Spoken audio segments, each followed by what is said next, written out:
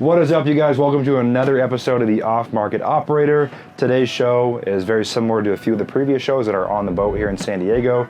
Today we got a little overcast. We got the marine layer that hasn't quite burned off yet because we're down here at 9:30, 10 a.m. in the morning. But today, you guys, I have an awesome guest. His name is Caleb Hommel, and he is 20 years old, and he is crushing it. He's at 28 units now, trying to get to 100 units this year, mostly seller finance, as well as doing a bunch of other cool stuff. You guys are gonna love this show. So without further ado, let's get right into the show. People don't fail at real estate because they suck. They fail because there's too many ways to succeed. That's why I suggest you focus on the most important skill in all of real estate, which is finding deals. I'm Ruud-Johnson, and in this podcast, I share the exact steps I've used to source 400 deals by age 24. This will allow you to do three things: control your deal flow, make unlimited income, and build your empire as an off-market operator. When I was really putting on a pro forma and I look at 5 years, I'm like, okay, if I went and bought 5 Airbnbs, right? Because it was when my wife and I were making the decision to buy our house in Del Cerro, which was real estate's not cheap down here. Oh, and say so the least. we were looking at, and your down payment, everything else involved. You're spending $400-500 grand just to get into a house because you can't do the 3% down here, right? Nothing meets the criteria in California. So we're looking, okay, we go buy 4 or 5 Airbnbs instead, and they make us whatever. So they make us $3 grand a month each, net, right? Not gross income, not net income. After everything's paid, you can actually take money out of your OPEX account, and you're actually living off that. I go, okay, well, you perform it in five years, because a lot of those Airbnbs are in markets that just don't really get the appreciation you do. And markets like San Diego, and I go, man, our house in 5 years, we end up making more money, right? No, exactly. San Diego's ridiculous. So, I mean, People think about it in a way where it's get rich, but I agree, and that's why I'm kind of going to lead me to my next point with you, but that's why I think it's so important to let yourself build it slow and have other streams of income, right? And 100%. And that's what we talked about offhand before the show, where you're also doing sales and other things to keep your income up, I'm guessing, that supplements you. 100%. But we'll get into that shortly. But so you buy the first property in Texas. You're making, call it $400-500 off it a month. You get long-term appreciation. You're fixing it up. It's something you're going to hold on to for, I'm guessing, most of your life, right? That's the goal, yeah. So how does that turn into 28 units? You're at 10 now. Is that so? The other 18 to film, kind of bring us up to speed there. Yeah. So it happened quick. Like once I started hitting it, it happened quick. So I went first 10 unit under contract in May of 22. Had an 8 unit under contract in the end of June 22, and another 10 unit under contract at the beginning of August 22. So it kind of really snowballed for me and picked up, and it was different having 3 under contract at once, trying to move stuff around, close different stuff at the same time. So yeah, it kind of snowballed, and it's pretty much the same thing, just plan on holding everything forever. It's not really a fan of just selling for the quick flips and stuff. That's just kind of not my thing. Okay, so break those 2 deals down for me a little more, so I can do the first one. Sounds good. How do we find them? How do we fund them? What are the terms on them? What's that look like? Sounds good. So yeah, the second one was on market as well, 8 unit in Laredo. I like the border towns down in Texas. I'm just a fan of them.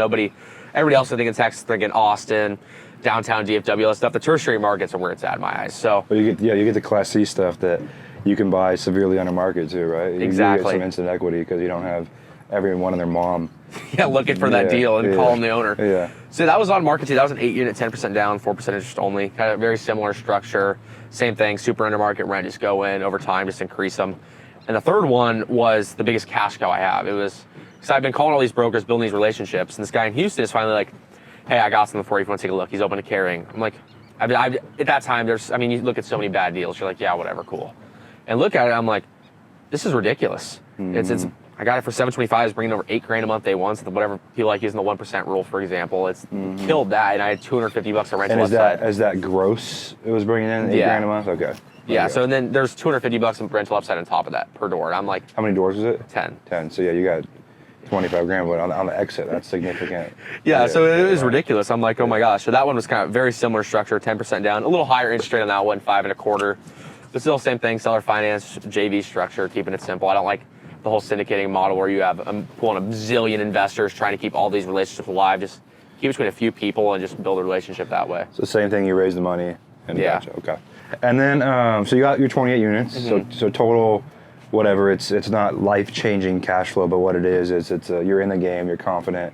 It's a long-term thing. Exactly. In 20 years it could it is life-changing, right? Yeah, no, it is. So Then you have a parlay into business, because I'm guessing you were where you went, right? Is okay. I'm young. I have some confidence now. I have some deals under my belt, but I got to live a life too. I got to pay bills. I got to make it shake, right? Because you can't really, especially in California where we live, you can't really you can't live on $500 a month. No, it's impossible. It truly is. So yeah, I had the same thing. I was like, okay, I'm making a decision. I want to get into business when business is more cash heavy. So I'm like, I need to make a change so I can have some money to live off. So the mentorship I ended up going through at first, they were trying to grow it. They're like, hey, anybody can bring it in, we'll toss you a commission. And I was like, okay. And were you doing the sales at this point? Yeah, this is when I first started. It was like, I was still doing DoorDash. So you were on the phones? Actually, I don't do, weird enough. Sales, I'm pretty much all on the phone, like not on the phone, just texting. You're just texting in the DMs. Very weird, yeah. So I was like, hey man, like they're like $750. I'm like, I'm bringing $500 a month with DoorDash. One of these deals is more than I make in a month. Why not just try? Started just hammering on Instagram, just DM outreach. That's kind of the whole thing, and realized, gosh, I actually might have something here. So started scaling that up and actually turning into a business now, bringing on more people, other clients, and even get into the course space a little bit of like helping people set up courses, scaling that up too. So yeah, you hit it right in the head. It's like, this is awesome. I've got confidence. I'm in real estate, but this is, I can't live like this. I need more money to pay for my living. And the sales business, because you said you spun into a sales business, so what's that look like? Are you doing sales for multiple people now? Are you hiring salespeople and placing them on different people's consulting offers? Like what does that look like? Yeah, great question. Pretty much hit it right in the head again. It's bringing on other clients. Christian and Cody, that's kind of the bread and butter where I started. Now it's branching out to other spaces, other niches of real estate, looking at some agent stuff, some other fix and flip stuff, and kind of targeting other audiences and bringing on we're in the process right now of hiring a few VAs and getting that kind of rolling, bringing on people under me, so it takes more time off my hands to do other things and build the real estate empire at the same time and kind of get the businesses scaling at the same time. And what is the goal with real estate right now? Like, are you trying to buy X amount of doors per year, or are you kind of just coming are you doing it when you feel like it? Like what's the blueprint there? Because I know we talked on the phone a while ago with one of your buddies as well, talking about how to scale some marketing. So what does that look like? Are you trying to scale that aggressively, or? Yeah, it's getting more aggressive back into it now. For me, it was, when I first got into it, ignorance is bliss. I was more ignorant to the whole thing. It's like doors don't equal cash flow is what I started to realize. So the real goal for me, I would like to hit the 100 door mark, just to say I have 100 doors. Ideally by the time I'm 21, that'd be cool. Yeah, it looks good in the Instagram. Yeah, no, exactly. Looks good on the Instagram, looks good in the podcast, bigger pockets, whatever. But for me, I want to get to a point of keep acquiring stuff. My family might move to Texas the next couple of years, so I don't know where I'll end up, but keep acquiring stuff out there as time goes, build kind of the sales agency, and just not rushing into bad deals. I think a lot of people right now, there's not enough good deals out there, so they're kind of pushing into like deals that may not be the best investments. So what does a good deal look like to you? Gosh, for me, a good deal looks like 8 to 10%, like kind of cash on your money day one.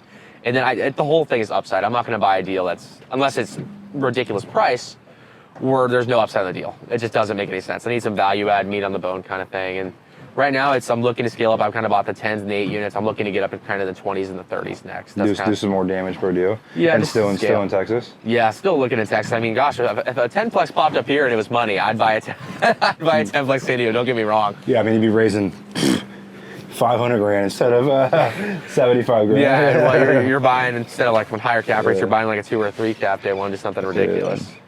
And okay, question for you.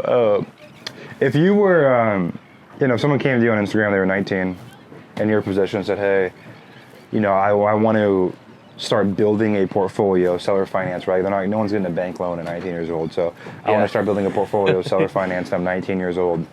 What kind of blueprint would you give them? Like if someone was sitting on this boat right now with us, and they said, hey, Caleb, how can I go from 0 to 50 doors in the next 2 years? Like, what's the step-by-step you're giving them from how are you finding these properties, exactly the kind of scripting you're using, how you're negotiating these deals, how you're closing on these deals, the conversation you're having when you're going out and raising money, right? Yeah. Like, there's so many different aspects of it that I think, again, it's the curse of knowledge where it's... No, 100% is because we're in the game and we're like it's all up here. It's hard for us to put it out sometimes. Yeah. I think the very first step I'd give somebody is decide where you want to buy. For me, it ended up being Texas. But let's say the kid's from Nevada. I'm like, Nevada's, in my eyes, a great market. Just hunker down there. Because it's tertiary, is that why? Parts of it, obviously, a lot of it. Yeah, a little bit. I like that stuff. Or you like the college towns kind of vibe? I like both. Yeah. I'm not gonna lie. I'm actually looking at picking up in a college town right now. A little west of Fort Worth, but I mean, I love the college towns, but I love it's not like super core. I'm not like the super core stuff. Like if you're looking like downtown San Diego or by the big beach in San Diego, it's just so hard to make anything make sense. And you're competing against like, once you get bigger, like institutional money and all that stuff. Granted, I'm not there yet, but it's too hard to compete. So I like the little more tertiary markets, but I think the first thing is deciding on a location, and that's more than anything. And then the second thing, when I got started, I was calling a lot of brokers because I mean, sales volume was through the roof. It was like the hottest time in the market, arguably ever. And so. Keep going, you're good. Like I said, hottest time in the market, arguably ever. So I'm like, I was calling brokers, but now, I mean, what, sales volume's down 70, 80% or something? It's like, now I'm kind of going like, hey, same thing, it's actually a change I've made, is calling more owners, direct to owner stuff. And so, owners that don't have brokers actively, or owners that do have brokers actively, you don't care? You're just calling owners. Off market. Tell me that's not listed. And what is that process different for you than agents, obviously? Way different, yeah. Kind of something my mentors instilled in me is going for relationships and get you farther than anything else. And they've had a ton of success with it up in Washington. It's learning how the big players in your market actually got started. And that's huge. I was actually out in Texas touring that deal I was talking about, learning how the guy built his business and driving around. The 10 unit. Now, the new one, I'm talking about the one I'm looking at now, off market. It's 24 units. I'm looking to go under contract here any day now, but it was like, he drove us around and he's like, I bought that, I bought that, I bought that. The mayor's my friend, all this stuff. And learning how he got started. And it's like learning his story. And then eventually you become the logical buyer. He wants to sell to you after cultivating the relationship. It's a long-term game there. No, it definitely is. It can be long-term and short-term. I mean, that one was fairly short for me. I know Cody and Christian, my mentors, they've been building relationships with people for 3 or 4 years, and they're finally like, hey, I'm looking at selling. What would it look like? But at the same time, that relationship's worth it every single time, because if you're coming to me, if you love me, you see yourself in me, and you've taught me what I should be looking for in a deal, you can't sell me on something else. It's like, if you're like, hey, you want this much cash flow, you want this much spread, you want this much upside, this is what the price has to be, all this stuff. And you look to sell me your deal, you're like, it has to hit everything we talked about. And so that's another way it just builds relationships. But just learning how the people got started, I mean, they're going to push you forward, whether that person may be a future capital partner. They're like, hey, I don't have anything I want to sell, but I'm liquid. So are you looking at anything? So I think the relationship game's huge. There are still good deals to be had out there from brokers, but it's a fight for tooth and nail for a mediocre deal right now. Yeah, I mean, it's definitely funky. So 20 years old, man. You get to 23, 24, 25. Let's say 25. I'm 25, man. I was the young guy on podcasts 5 years ago doing my podcast tour, talking about my wholesaling business and where I wanted to be, and I didn't know shit. Compared, like we're sitting here now, like I had it's crazy. That's hindsight is 2020. I had no idea what I was doing, dude. And I still don't, right? No one, you don't really. Every 2 years that pass, you should go, what was I doing? No, I'm the same. I feel the same exact way. What is sitting here right now? You know, if you said, hey, that would be an awesome life when I'm 25, what does that look like? Because for me, if you would have told me when I was 20 I'd be married, living in San Diego, sitting on a boat doing podcasts on Fridays, I wouldn't believe you. Yeah. So what is like real. For right now, based on what you know, the data you have, what does 25 look like for you and your kind of ideal vision? Gosh, that's a great question. I try not to look too far in the future, but it definitely would be nice. Probably having a house, probably buying a car eventually, but that stuff for me, it's like kind of, don't want to get too ahead of myself, because while all the flashy stuff is awesome, I just don't like looking too far. But yeah, it'd be nice to probably still be living in San Diego, or maybe have a place here, I have a spot in Texas, one each, go back and forth as I please. I mean, I don't think I'll be there by 25, but eventually having a plane would be pretty awesome, I think. Oof. Being able to get wherever you want, whenever you want. Okay. What's the plane thing? I don't know, just like kind of the freedom to kind of get up and go whenever you need. I like that, the flexibility and schedule. Like, hey, I'm going back to San Diego today. Okay, I see ya. I think that's cool. I mean, having a boat would be awesome. You've got one yourself, but gosh, I don't know. Probably having a place here, a place in Texas. I like my next car I'm looking for is going to be a Tesla. I don't know if I'll have the Tesla still at 25, but I like the idea of that. So, I mean, nothing. You like Tesla? Honestly, there's a couple reasons. I like Elon a lot. I think Elon's a baller. And then I like the interior. I like the big screen in the front. I like all the self-driving stuff. What kind of Tesla? Gosh, I don't know. I'm not a big fan of the SUV ones. I want one of the more... You want one of the threes or the Plaids or whatever? Yeah, the Plaids. Yeah, we have a 3, man. They're fun cars. They're awesome. Quick. I've driven Christians before. I'm like, when I drove it the first time, I'm like, this isn't too bad. I like this better than the Ford I got now. So what kind of... So 25, you got a boat, you got a house, you got a car. What kind of portfolio do you think you need to have for that to be a reality? Say you don't have another business, you're just living off real estate. Gosh, what does that have to look like? Gosh, probably at least 500 doors, I'd imagine. 500 doors. With a good loan to value, good cash flow on everything. Okay. That's what I'd imagine. But on top of that, I mean, goal for me is really scaling on the business side as well as the real estate. I mean, real estate is a business itself, but really getting into more business stuff like the course, the marketing stuff, all that. That's definitely a big goal for me. Do you like the business more than the real estate side? That's a good question. That's the constant battle, man. Like I can tell you now, I'm a business guy. I like the fast pace. I like working with my teams every day and growing companies. As much as I like real estate, I like the long-term security of it. And I'm always going to be buying real estate. I like the business side even more because you can go. Well, I've done it several times. You can go $0 to $1 million in 6 months, 12 months in a business. No, you can't. It's hard to do that and have meaningful profit in real estate. Right? No, 100%. I'm on the business side. It's kind of like you feel guilty to yourself almost because I'm like a real estate guy in my head, but it's like since I've started my business, started growing it, I am hooked on it. I love the business side. Buying properties is cool. It's like a game. But business, it's just way more fun, way more fast paced. Always something happening. Always something you can do next to push forward. And yeah, I definitely enjoy the business stuff a little more, I would say. So, again, the reason I ask is because let's say you're 25, right? Do you see your life being supported more by your businesses or real estate? Business, 100%. Okay. And are you? So here's the thing, man. Like there's a lot of guys that stay solopreneurs, kind of like you are right now, right? You have a small team, or you have a partnership, and they go buy a bunch of real estate, or they build a business around buying real estate, right? Where you have people that are doing the outreach for you, people that are doing everything. You're building a company around the product. Do you see that for yourself, or is it more like I want to run info product, sales, that side of the world, and dump it into real estate? Or you want to build a real estate business? Honestly, it's very different, right? Like, no, like calling brokers and buying property seller finance. It is a business, but you don't have a business. You are the business. Exactly, that's the thing. You don't have it. You are the business. Exactly. I mean, gosh, for me, I really like the sales and the info stuff, the marketing stuff. Really draws me to it. That's what I'm really passionate about right now, as well as real estate. Obviously, I mean, maybe I have an acquisitions teams eventually, but just not really looking for that at this point in time. Right now, it's really trying to grow, like you said, the businesses and just dump it into real estate. It's kind of where I see myself going in the future. But I mean, you never know. Hindsight's 20/20. I could be in a completely different spot when I'm 25. I could decide, hey, I want to just do a real estate acquisition business and go full there. Love it, man. Cool. Well, a couple questions I like to wrap up with, man. The first one is, what is the definition of success to you at 20? Right, it's going to change every year of your life. It changed every year of my life for me, right? Dude, that's a hard question. When I was 20, I was like, I want to be a millionaire, and I want a house, and I want a boat, and I want a car, and I want a wife, and you get all the things, and you're like, well, your definition of success, the goalpost continuously moves, right? Oh, 100%. So right now, what is your definition of success to you? Like, what is it? If you said, yeah, I'm successful, what does that look like? Is it? I mean, obviously, you have the confidence now. You probably already feel like you've taken a lot of steps in that direction. But yeah, no, I for sure do. But like you said, something you touched on is the goalposts keep moving. That's something that's hard for me. I think any entrepreneur is.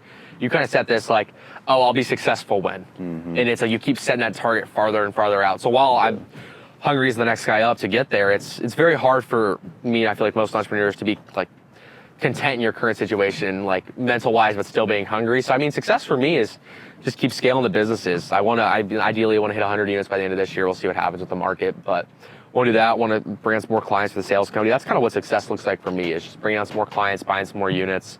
But I mean, in the future, like you said, those goalposts just always keep moving. You keep like, oh, you smashed through that goal. You're like, that was easier than I thought. Yeah. Like for me, it's buying a deal. It's like, that was easier than I thought. Yeah. Raising money's easier than I thought. So yeah, the next goal is probably hit 100 units and add a few more clients to the sales thing, get that scaling every month. Love it, man. Well, last question, man. Where and how do you consume most of the information that you do? Are you a book, podcast guy? For myself, I honestly, I don't really listen to a ton of podcasts. I'm more of like, I'll read the same book over and over again until I really can internalize and process and deploy that into what I'm doing. I'm very similar to that, actually. I don't like taking in a lot of different information from different people. And I think that started growing up with baseball. It's like, for me, there's like 4 different guys telling you. You can only have one swing hitting coach, right? Otherwise you're doing a bunch of different stuff to your swing. You hit it on the head. It was like, my senior year, there's 4 guys trying to tell me what to do, and I'm like, you're saying something different than this guy, than this guy, than that guy, and it's like, it was just too much. And I think the same thing goes for business. If you're listening to everybody who have an input, and everybody, their mom has an input on what you should be doing or how you could be doing something. For me, I like you said, like one book or one podcast, kind of listen to that and not taking in a million different sources of information. So I like audiobooks more than I like podcasts, and then more than actual reading books. So kind of an audiobook guy. I mean, I like a lot of mindset stuff, like Grant Cardone, like hearing like the mindset, the 10X thing, like always got to go bigger. I like that stuff. I like listening to that stuff every once in a while. Just kind of like keeps you thinking bigger, stops you from getting content. That's the biggest thing for me. Love it, man. Well, appreciate you coming on the show. Thanks for having me, man. This is awesome. Absolutely. Awesome. Well, thanks for sticking around with me and Caleb, or Caleb and I. As always, you guys can find this on all the different places you listen to audio podcasts. That's Spotify, Apple Podcasts, and all the different ones, as well as YouTube. And honestly, on shows like this, when we're on the boat, YouTube's the best place because you get a really cool background. It's just a lot of fun. So if you want to get in contact with Caleb and learn more about how he's finding these deals off market and seller financing, well, again, he's going to be 2021 with 100 units this year. You can reach out to him at caleb.hommel on Instagram. We'll also tag his stuff below in the description here on YouTube and Apple and Spotify and everywhere else you're finding this podcast. So as I always say, until next time, you're only one deal away.